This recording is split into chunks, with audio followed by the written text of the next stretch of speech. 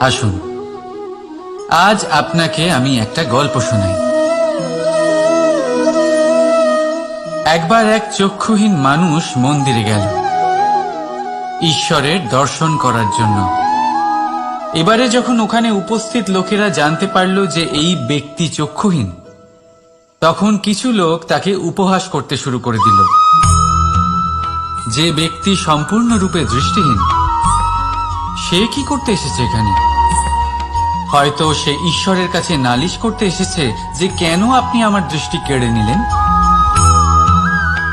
কিন্তু এই সকল কথায় সেই চক্ষুহীন ব্যক্তি নিজেকে নিরাশ হতে দিল না।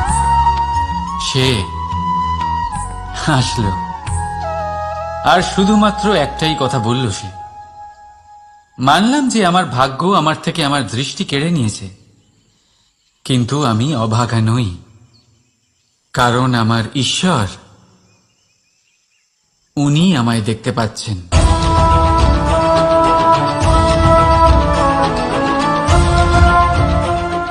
তাই মনে রাখবেন, দৃষ্টি নয়, দৃষ্টিভঙ্গি আবশ্যক। যদি আপনার দৃষ্টিভঙ্গি শুভ হয়, তাহলে অশুভর মধ্যেও আপনি শুভ দেখতে পাবেন। আর মন প্রসন্ন হয়ে বলবে, রাধা রাধা। পরীক্ষা এমন এক ব্যবস্থা যেখানে আমাকে, আপনাকে, সকলকে কখনো না কখনো অংশগ্রহণ করতেই হয়। মনে করুন নিজের বাল্যকাল। আপনি পরীক্ষা দিতে বসেছেন। তাদের মধ্যে কিছু বালক এমন হয় যারা সারা বছর পরিশ্রম করে, পড়াশোনা করে, মন দিয়ে পরীক্ষা দেয়। কিন্তু কিছু বালক এমন হয় যারা নিজের আশেপাশে বসে থাকা বালকদের নকল করে আর পরীক্ষায় কৃতকার্যও হয়ে যায়। খুব খারাপ লাগে এটা ভেবে যে কেউ বিনা পরিশ্রমে পরীক্ষায় কৃতকার্য কি করে হতে পারে। কিন্তু মনে রাখবেন, যারা নকল করেন তারা পরীক্ষায় কৃতকার্য অবশ্যই হয়ে যান, কিন্তু সফল নয়। কারণ আমরা এক বিশেষ কথা ভুলে যাই, যে প্রত্যেক মানুষের ব্যক্তিত্ব আলাদা হয়। আপনি অন্যদের নকল করে নিজের জীবন অতিবাহিত করতেই পারেন, কিন্তু যদি নিজের জীবনে সাফল্য লাভ করতে হয়, যদি নিজের জীবনে আনন্দ পেতে হয়, তাহলে মনে রাখবেন, নিজের প্রশ্নগুলোর উত্তর জীবনে নিজেকেই খুঁজে বের করতে হবে। রাধা রাধা। মানুষ যখন সাফল্য অর্জন করে, তখন তার মধ্যে জাগে অহংকার। আর এই সময় মানুষ সচরাচর একটা কথা ভুলে যায়, নত হতে। সে ভাবে যে আমি কারোর সামনে কেন নত হব। আর এটা এই কারণে হয় কারণ মানুষ এক গুরুত্বপূর্ণ কথা ভুলে যায়, যে এই সংসারে, এই জীবনে সে যা অর্জন করেছে, নত হয়েই অর্জন করেছে। বাল্যকালে সে হাঁটতে শিখেছে এই মাটির কাছে নত হয়ে, পড়ে। বড়দের আশীর্বাদ নিয়েছে নত হয়ে। ফসল কাটার জন্য চাষিকে নত হতে হয়, কুয়ো থেকে জল তোলার জন্য কলসিকে নত হতে হয়। ঈশ্বরের থেকে আশীর্বাদ পেতে হলে তার কাছে মাথা নত করতে হয়। ঝড়ের মধ্যে গাছ সুরক্ষিত থাকে কি করে? নত হয়। সম্মান কি করে অর্জন করা যায়? নত হয়। কারোর সামনে নত হওয়া মানে নিজের আত্মসম্মান বিসর্জন দেওয়া নয়, তার অর্থ হল বিনম্র হওয়া। আমরা মানুষ, আর ওই আকাশের উচ্চতায় পৌঁছানোর জন্য আমাদের কোনো পাখির মতো ডানার প্রয়োজন নেই। শুধু যত নত হবেন, ততটাই উপরে উঠবেন।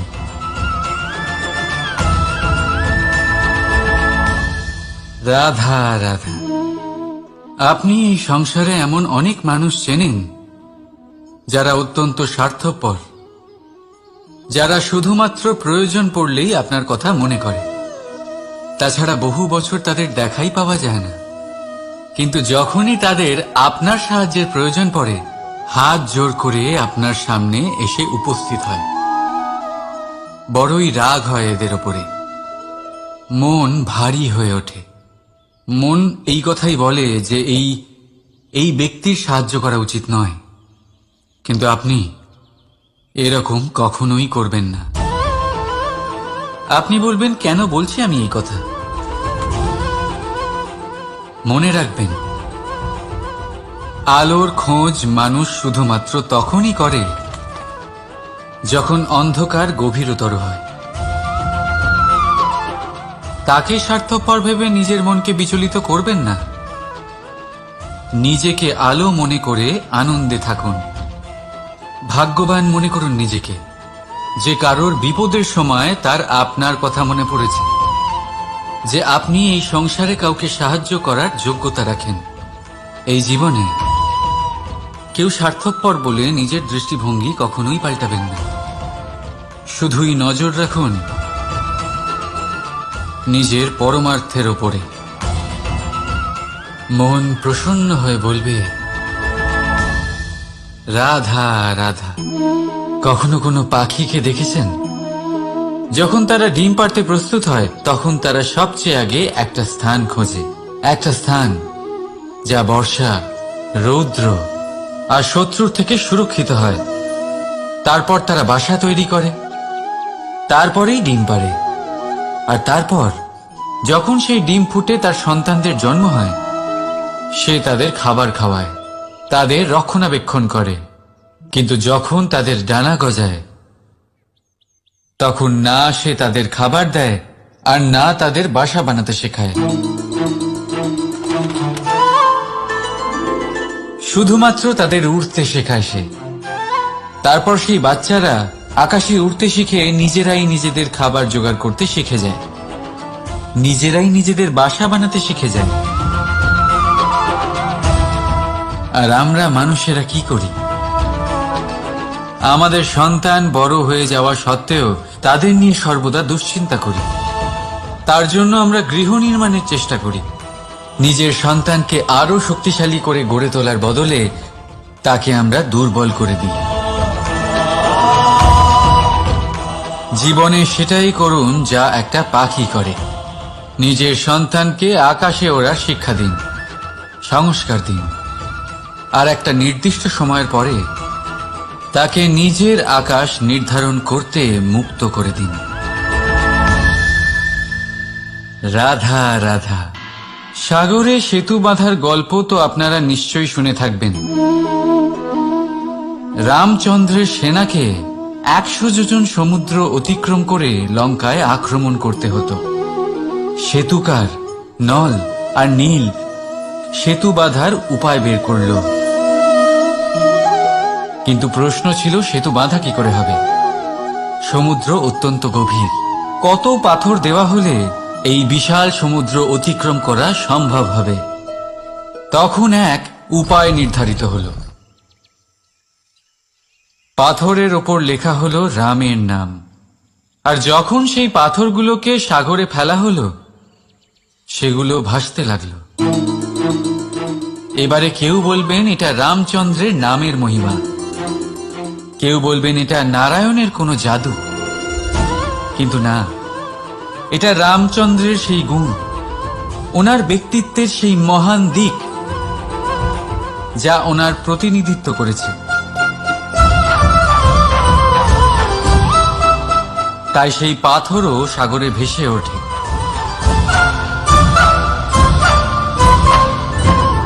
ঠিক সেইভাবেই যেখানে আমরা থাকি না, সেখানে আমাদের গুণ আমাদের প্রতিনিধিত্ব করে। আমাদের নামের শক্তি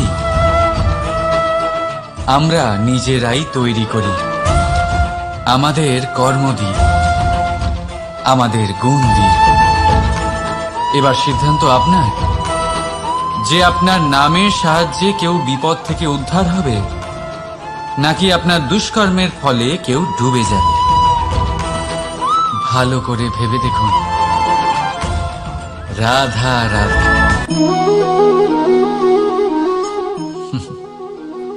এবারে আপনারা ভাবছেন যে আমি এত একাগ্রতার সাথে এই পিঁপড়েকে কেন দেখছি।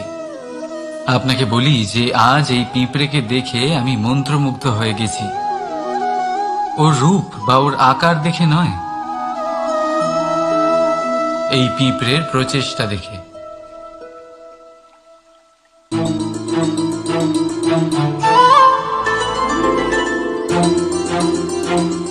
আপনি জানেন, অজস্র পরিশ্রমের পরেই পিঁপড়ে তার নিজের একটা ছোট বাড়ি বানাতে পারে, যা অন্য প্রাণীদের জন্য অত্যন্ত সহজ ব্যাপার। তাই পিঁপড়ের জন্য তার জীবনের সবচেয়ে বড় ঘটনা, সবচেয়ে বড় সাফল্য তার। ভবিষ্যতে এই পিঁপড়ে থাকুক বা না থাকুক, তাদের বানানো বাড়ি বহু বছর অবধি টিকে থাকে। জীবনে সাফল্যের সাথেও ঠিক এমনটাই ঘটে। আপনি একদিনে সাফল্য লাভ করতে পারবেন না, কিন্তু যদি আপনি প্রতিদিন চেষ্টা করতে থাকেন, তবে একদিন আপনি অবশ্যই সাফল্য লাভ করবেন। মনে রাখবেন, ভাগ্যের দ্বার তাদের জন্য উন্মুক্ত হয় না যারা হার মেনে নেয়। ভাগ্য তার দ্বার তাদের জন্যই খোলে যারা বসে না থেকে প্রয়াস করে সেই দরজার কড়া নাড়াতে। তাই প্রয়াস করতে থাকুন। সাফল্য অবশ্যই একদিন না একদিন আপনার কাছে আসবেই। রাধা রাধা। এই তালাটা দেখতে পাচ্ছেন আপনি?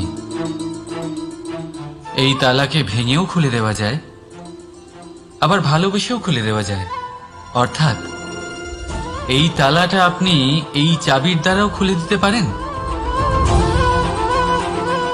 এই হাতুড়ি দিয়েও খুলে দিতে পারেন। কিন্তু এই খোলাতে তফাৎ আছে। যদি তালা খোলার জন্য আপনি সেটা ভেঙে ফেলেন, তাহলে তা পরের বার আর কাজে লাগবে না। কিন্তু যদি এটা আপনি চাবির দ্বারা খোলেন, তাহলে তা চিরকাল কাজে লাগবে। আমাদের জীবনে সম্পর্কগুলো কিছুটা এরকমই হয়। আমাদের জীবনের আনন্দরূপী ধন রক্ষা করে এই সম্পর্ক, কিন্তু ভালোবেসে। যদি ক্রোধের দ্বারা এই সম্পর্ক রক্ষা করা হয়, তাহলে পরে তা কোনো কাজে আসে না। তাই সম্পর্ক সবসময় প্রেমের চাবি দিয়ে খুলুন, কারণ প্রতিবার নতুন তালা আপনি ব্যবহার করতেই পারেন, নতুন সম্পর্ক গড়তে পারবেন না। রাধা রাধা। জীবন কি? এই জীবন আমরা জন্ম নিই, বড় হয়ে উঠি, আমাদের মা বাবা আমাদের পালন করেন, তারপর তাদের অর্থ দিয়ে আমাদের বাল্যকাল কাটে। আমরা আরো বড় হই, বিবাহ বন্ধনে আবদ্ধ হই, আমাদেরও সন্তান হয়, আমরা তাদের পালন করি, তারপর আমরা বৃদ্ধ হই, আর একদিন এই সংসার ছেড়ে আমরা সকলে চলে যাই। এটাই কি জীবন? আপনার মনে এই প্রশ্ন হয়তো অনেকবার জেগেছে, তাই না? এবার একটু জলের যাত্রাপথ লক্ষ্য করুন। সাগর থেকে বাষ্প হয়ে ওঠে এই জল, মেঘ হয়ে ঝরে পড়ে সে, তারপর নদী হয়ে আবার সাগরে মিলিয়ে যায়।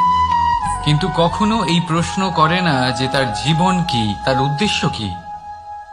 প্রতিটা মুহূর্ত বাঁচে সে, আর অন্যদের যতখানি সম্ভব সাহায্য করে। যখন সাগরে থাকে, তখন অসংখ্য জীবকে জীবন দান করে।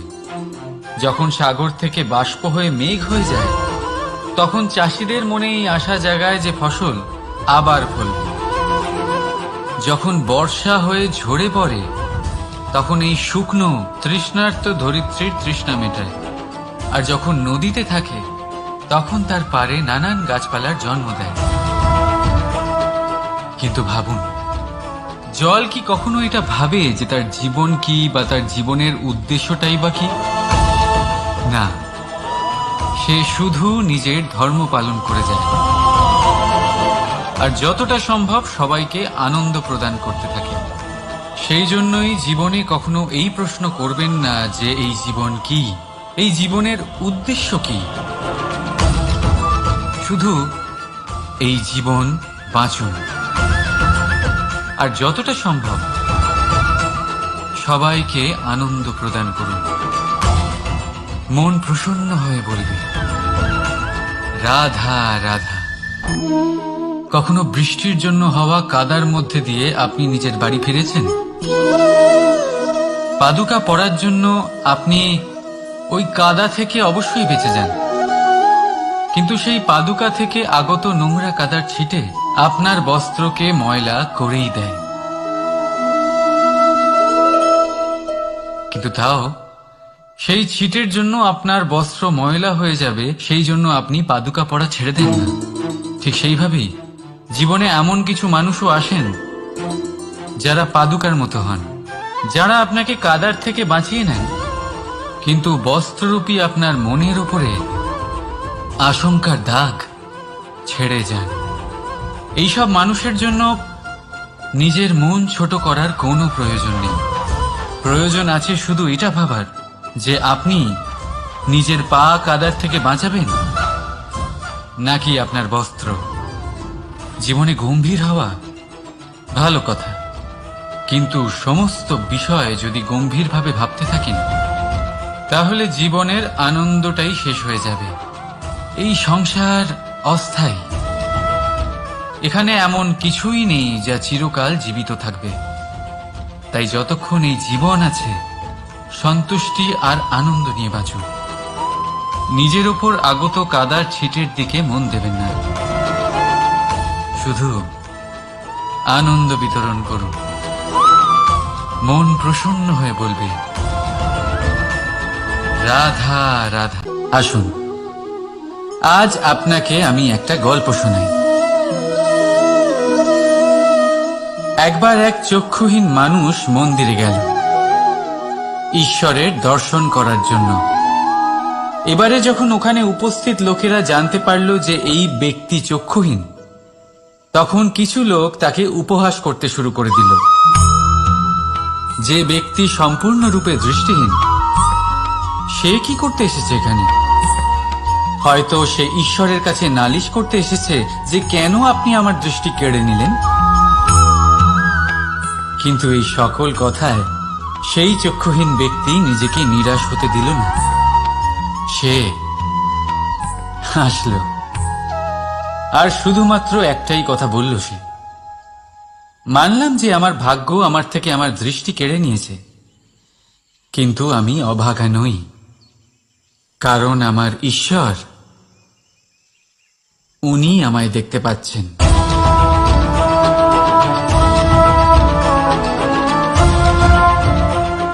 তাই মনে রাখবেন, দৃষ্টি নয় দৃষ্টিভঙ্গি আবশ্যক। যদি আপনার দৃষ্টিভঙ্গি শুভ হয় তাহলে অশুভর মধ্যেও আপনি শুভ দেখতে পাবেন। আর মন প্রসন্ন হয়ে বলবে রাধা রাধা। পরীক্ষা এমন এক ব্যবস্থা যেখানে আমাকে, আপনাকে, সকলকে কখনো না কখনো অংশগ্রহণ করতেই হয়। মনে করুন নিজের বাল্যকাল। আপনি পরীক্ষা দিতে বসেছেন। তাদের মধ্যে কিছু বালক এমন হয় যারা সারা বছর পরিশ্রম করে, পড়াশোনা করে, মন দিয়ে পরীক্ষা দেয়। কিন্তু কিছু বালক এমন হয় যারা নিজের আশেপাশে বসে থাকা বালকদের নকল করে আর পরীক্ষায় কৃতকার্যও হয়ে যায়। খুব খারাপ লাগে এটা ভেবে যে কেউ বিনা পরিশ্রমে পরীক্ষায় কৃতকার্য কি করে হতে পারে। কিন্তু মনে রাখবেন, যারা নকল করেন তারা পরীক্ষায় কৃতকার্য অবশ্যই হয়ে যায়, কিন্তু সফল নয়। কারণ আমরা এক বিশেষ কথা ভুলে যাই যে প্রত্যেক মানুষের ব্যক্তিত্ব আলাদা হয়। আপনি অন্যদের নকল করে নিজের জীবন অতিবাহিত করতেই পারেন, কিন্তু যদি নিজের জীবনে সাফল্য লাভ করতে হয়, যদি নিজের জীবনে আনন্দ পেতে হয়, তাহলে মনে রাখবেন নিজের প্রশ্নগুলোর উত্তর জীবনে নিজেকেই খুঁজে বের করতে হবে। রাধা রাধা। মানুষ যখন সাফল্য অর্জন করে তখন তার মধ্যে জাগে অহংকার। আর এই সময় মানুষ সচরাচর একটা কথা ভুলে যায়, নত হতে। সে ভাবে যে আমি কারোর সামনে কেন নত হব। আর এটা এই কারণে হয় কারণ মানুষ এক গুরুত্বপূর্ণ কথা ভুলে যায়, যে এই সংসারে, এই জীবনে সে যা অর্জন করেছে নত হয়েই অর্জন করেছে। বাল্যকালে সে হাঁটতে শিখেছে এই মাটির কাছে নত হয়ে, পড়ে। বড়দের আশীর্বাদ নিয়েছে নত হয়ে। ফসল কাটার জন্য চাষিকে নত হতে হয়, কুয়ো থেকে জল তোলার জন্য কলসিকে নত হতে হয়। ঈশ্বরের থেকে আশীর্বাদ পেতে হলে তার কাছে মাথা নত করতে হয়। ঝড়ের মধ্যে গাছ সুরক্ষিত থাকে কি করে? নত হয়। সম্মান কি করে অর্জন করা যায়? নত হয়। কারোর সামনে নত হওয়া মানে নিজের আত্মসম্মান বিসর্জন দেওয়া নয়, তার অর্থ হল বিনম্র হওয়া। আমরা মানুষ, আর ওই আকাশের উচ্চতায় পৌঁছানোর জন্য আমাদের কোনো পাখির মতো ডানার প্রয়োজন নেই। শুধু যত নত হবেন ততটাই উপরে উঠবেন।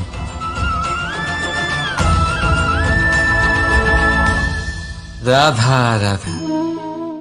আপনি এই সংসারে এমন অনেক মানুষ চেনেন যারা অত্যন্ত স্বার্থপর, যারা শুধুমাত্র প্রয়োজন পড়লেই আপনার কথা মনে করে। তাছাড়া বহু বছর তাদের দেখাই পাওয়া যায় না, কিন্তু যখনই তাদের আপনার সাহায্যের প্রয়োজন পড়ে হাত জোর করে আপনার সামনে এসে উপস্থিত হয়। বড়ই রাগ হয় এদের ওপরে, মন ভারী হয়ে ওঠে। মন এই কথাই বলে যে এই ব্যক্তির সাহায্য করা উচিত নয়, কিন্তু আপনি এরকম কখনোই করবেন না। আপনি বলবেন, কেন বলছি আমি এই কথা? মনে রাখবেন, আলোর খোঁজ মানুষ শুধুমাত্র তখনই করে যখন অন্ধকার গভীরতর হয়। তাকে স্বার্থপর ভেবে নিজের মনকে বিচলিত করবেন না। নিজেকে আলো মনে করে আনন্দে থাকুন। ভাগ্যবান মনে করুন নিজেকে, যে কারোর বিপদের সময় তার আপনার কথা মনে পড়েছে, যে আপনি এই সংসারে কাউকে সাহায্য করার যোগ্যতা রাখেন। এই জীবনে কেউ স্বার্থপর বলে নিজের দৃষ্টিভঙ্গি কখনোই পাল্টাবেন না। শুধুই নজর রাখুন নিজের পরমার্থের ওপরে। মন প্রসন্ন হয়ে বলবে, রাধা রাধা। কখনো কোনো পাখিকে দেখেছেন? যখন তারা ডিম পাড়তে প্রস্তুত হয় তখন তারা সবচেয়ে আগে একটা স্থান খোঁজে, একটা স্থান যা বর্ষা, রৌদ্র আর শত্রুর থেকে সুরক্ষিত হয়। তারপর তারা বাসা তৈরি করে, তারপরেই ডিম পাড়ে। আর তারপর যখন সেই ডিম ফুটে তার সন্তানদের জন্ম হয়, সে তাদের খাবার খাওয়ায়, তাদের রক্ষণাবেক্ষণ করে। কিন্তু যখন তাদের ডানা গজায় তখন না সে তাদের খাবার দেয় আর না তাদের বাসা বানাতে শেখায়। শুধুমাত্র তাদের উড়তে শেখায় সে। তারপর সেই বাচ্চারা আকাশে উড়তে শিখে নিজেরাই নিজেদের খাবার জোগাড় করতে শিখে যায়, নিজেরাই নিজেদের বাসা বানাতে শিখে যায়। আর আমরা মানুষেরা কি করি? আমাদের সন্তান বড় হয়ে যাওয়া সত্ত্বেও তাদের নিয়ে সর্বদা দুশ্চিন্তা করি। তার জন্য আমরা গৃহ নির্মাণের চেষ্টা করি, নিজের সন্তানকে আরো শক্তিশালী করে গড়ে তোলার বদলে তাকে আমরা দুর্বল করে দিই। জীবনে সেটাই করুন যা একটা পাখি করে।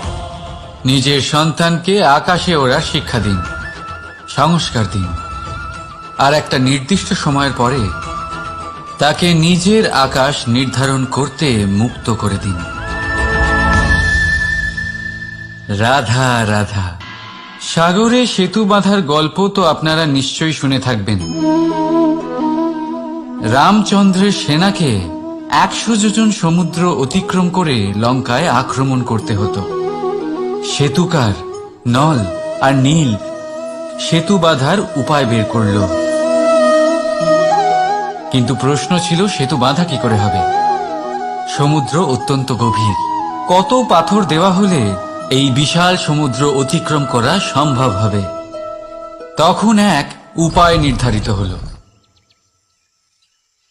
পাথরের ওপর লেখা হলো রামের নাম, আর যখন সেই পাথরগুলোকে সাগরে ফেলা হলো সেগুলো ভাসতে লাগলো। এবারে কেউ বলবেন এটা রামচন্দ্রের নামের মহিমা, কেউ বলবেন এটা নারায়ণের কোনো জাদু, কিন্তু না, এটা রামচন্দ্রের সেই গুণ, ওনার ব্যক্তিত্বের সেই মহান দিক যা ওনার প্রতিনিধিত্ব করেছে। তাই সেই পাথরও সাগরে ভেসে ওঠে।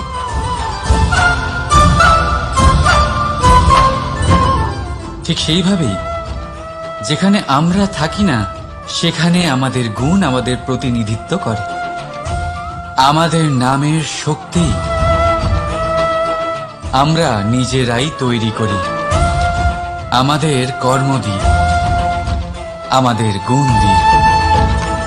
এবার সিদ্ধান্ত আপনার যে আপনার নামের সাহায্যে কেউ বিপদ থেকে উদ্ধার হবে, নাকি আপনার দুষ্কর্মের ফলে কেউ ডুবে যাবে। ভালো করে ভেবে দেখুন। রাধা রাধা।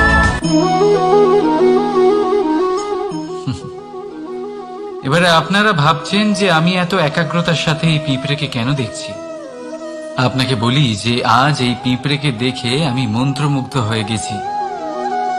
ওর রূপ বা ওর আকার দেখে নয়, এই পিঁপড়ের প্রচেষ্টা দেখে।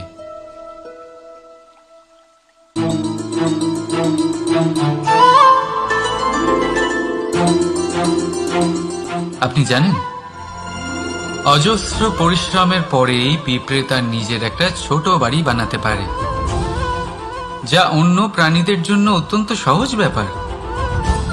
তাই পিঁপড়ের জন্য তার জীবনের সবচেয়ে বড় ঘটনা, সবচেয়ে বড় সাফল্য তার। ভবিষ্যতে এই পিঁপড়ে থাকুক বা না থাকুক, তাদের বানানো বাড়ি বহু বছর অবধি টিকে থাকে। জীবনে সাফল্যের সাথেও ঠিক এমনটাই ঘটে। আপনি একদিনে সাফল্য লাভ করতে পারবেন না, কিন্তু যদি আপনি প্রতিদিন চেষ্টা করতে থাকেন তবে একদিন আপনি অবশ্যই সাফল্য লাভ করবেন।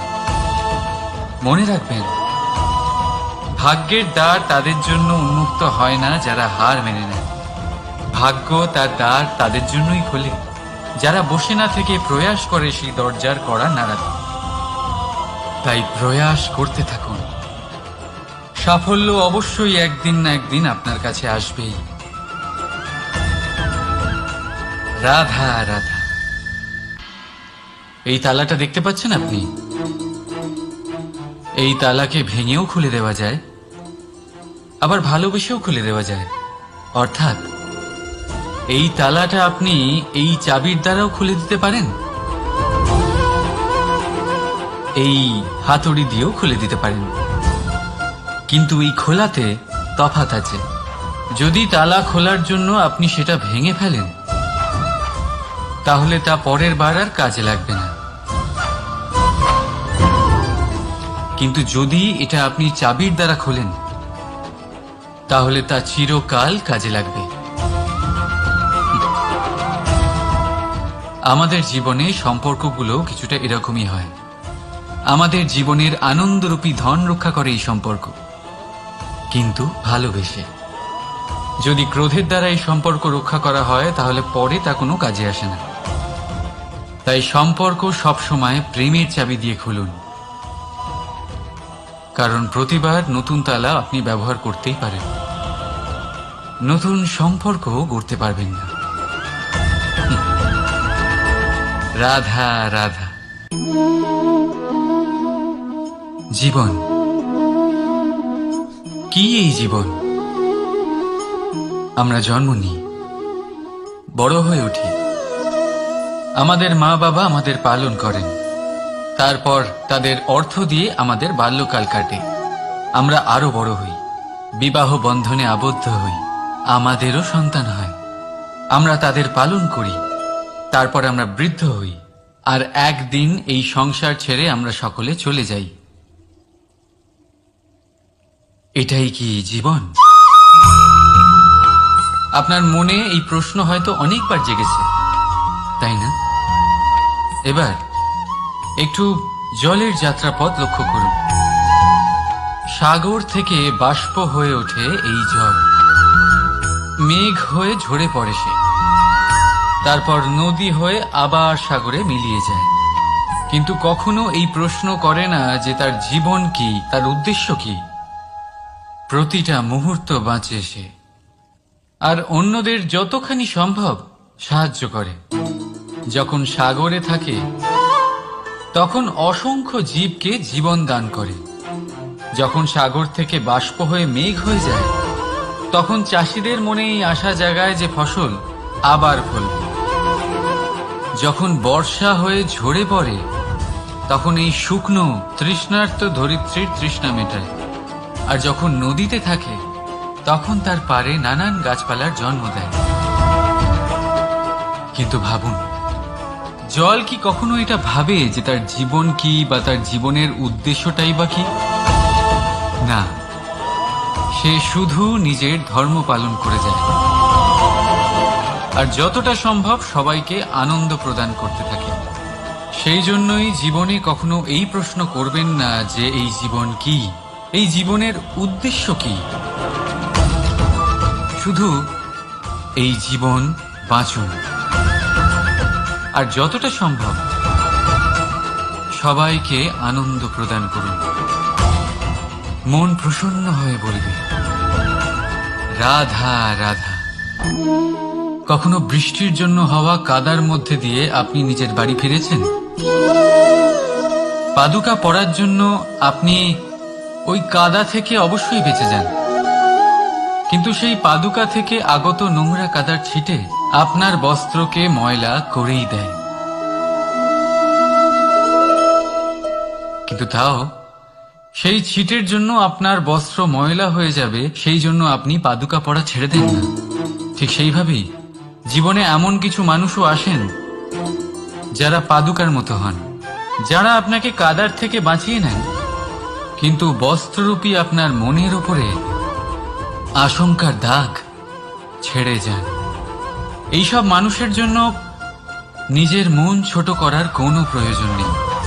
প্রয়োজন আছে শুধু এটা ভাবার যে আপনি নিজের পা কাদার থেকে বাঁচাবেন নাকি আপনার বস্ত্র। জীবনে গম্ভীর হওয়া ভালো কথা, কিন্তু সমস্ত বিষয় যদি গম্ভীরভাবে ভাবতে থাকেন তাহলে জীবনের আনন্দটাই শেষ হয়ে যাবে। এই সংসার অস্থায়ী, এখানে এমন কিছুই নেই যা চিরকাল জীবিত থাকবে। তাই যতক্ষণ এই জীবন আছে সন্তুষ্টি আর আনন্দ নিয়ে বাঁচুন।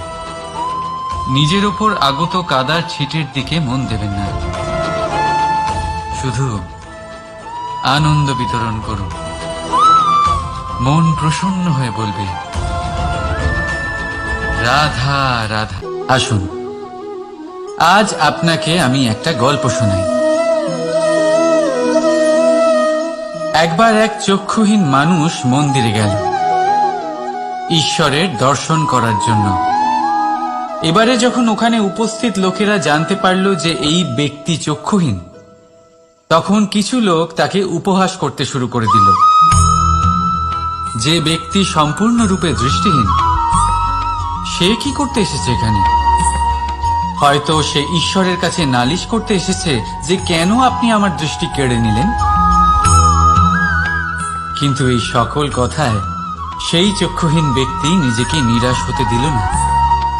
সে হাসল আর শুধুমাত্র একটাই কথা বলল সে, মানলাম যে আমার ভাগ্য আমার থেকে আমার দৃষ্টি কেড়ে নিয়েছে, কিন্তু আমি অভাগা নই, কারণ আমার ঈশ্বর উনি আমায় দেখতে পাচ্ছেন।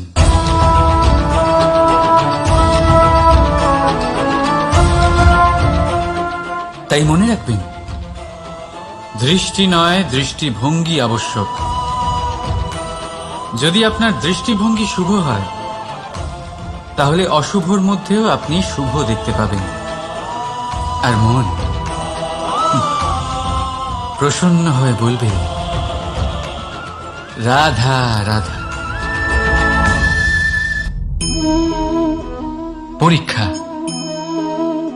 এমন এক ব্যবস্থা যেখানে আমাকে, আপনাকে, সকলকে কখনো না কখনো অংশগ্রহণ করতেই হয়।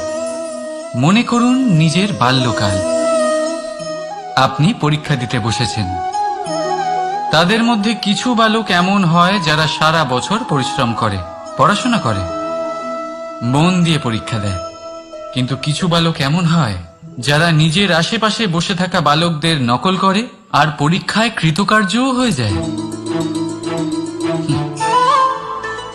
খুব খারাপ লাগে এটা ভেবে যে কেউ বিনা পরিশ্রমে পরীক্ষায় কৃতকার্য কি করে হতে পারে। কিন্তু মনে রাখবেন, যারা নকল করেন তারা পরীক্ষায় কৃতকার্য অবশ্যই হয়ে যান, কিন্তু সফল নয়। কারণ আমরা এক বিশেষ কথা ভুলে যাই যে প্রত্যেক মানুষের ব্যক্তিত্ব আলাদা হয়। আপনি অন্যদের নকল করে নিজের জীবন অতিবাহিত করতেই পারেন, কিন্তু যদি নিজের জীবনে সাফল্য লাভ করতে হয়, যদি নিজের জীবনে আনন্দ পেতে হয়, তাহলে মনে রাখবেন, নিজের প্রশ্নগুলোর উত্তর জীবনে নিজেকেই খুঁজে বের করতে হবে। রাধা রাধা। মানুষ যখন সাফল্য অর্জন করে তখন তার মধ্যে জাগে অহংকার। আর এই সময় মানুষ সচরাচর একটা কথা ভুলে যায়, নত হতে। সে ভাবে যে আমি কারোর সামনে কেন নত হব। আর এটা এই কারণে হয় কারণ মানুষ এক গুরুত্বপূর্ণ কথা ভুলে যায়, যে এই সংসারে, এই জীবনে সে যা অর্জন করেছে নত হয়েই অর্জন করেছে।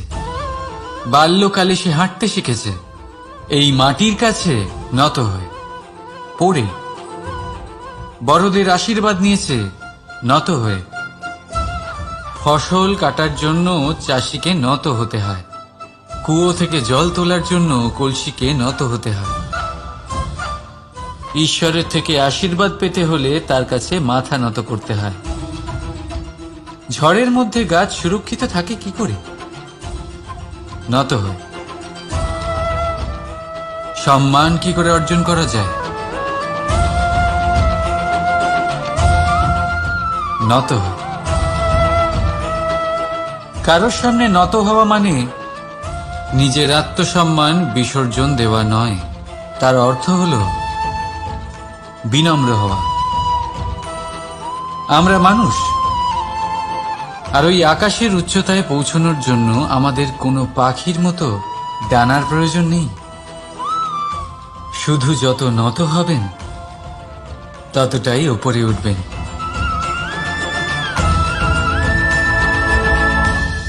রাধা রাধা।